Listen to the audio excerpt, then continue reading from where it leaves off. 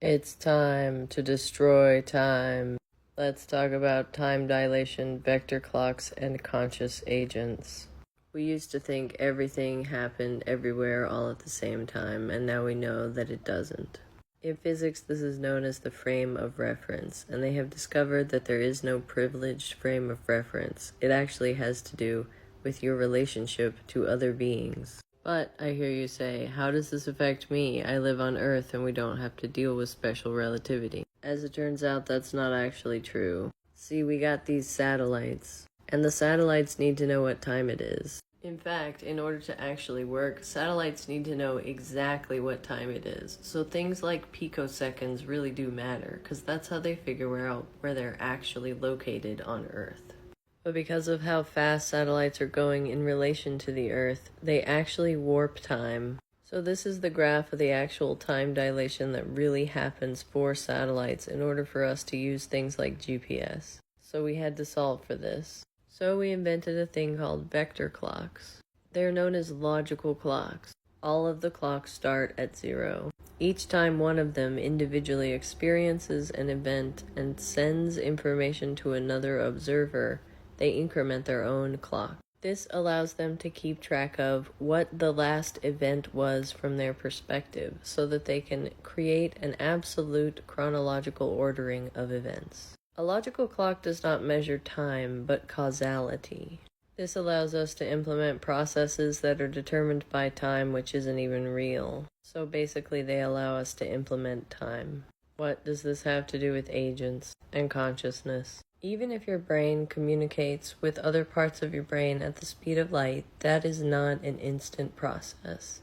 Due to the lack of simultaneity as a robust concept, as information propagates through any graph, there will exist some set of nodes that have been updated and some set of nodes that have not. If multiple streams of data are moving through a graph, there will exist some set of nodes that have seen some data and some set of nodes that have not. And therefore there will be path-dependent conclusions drawn. But why does this matter? So herein lies the problem. It is not possible, due to the laws of mathematics and graph theory, for any agent P to know what another agent Q is doing at that precise moment. P can query Q's state, but in the time between the query and reply, agent's states can change. This approximates to some kind of uncertainty principle in consciousness.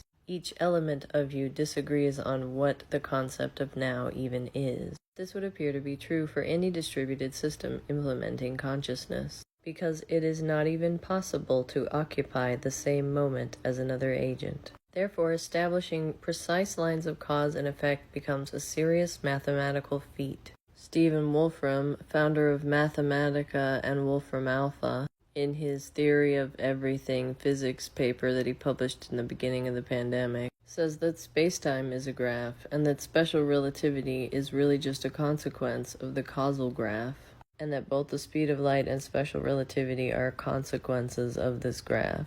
You can read more here. This is another principle that allows us to consider agents as separate individuals, because they are not simultaneous or occupying the same space. This gives us a definition of an agent, as in a single entity that experiences moments of time as a cohesive whole. But given that agents are hierarchical, it can either be said that a composed agent is not capable of experiencing a simultaneous moment, or that higher-order agents perceive more coarse-grained time than lower-order agents. If you can accept that there is a sense of now, then you can accept that you as a higher-order agent can have been composed of lower-order agents, and that your sense of now is composed of many smaller nows.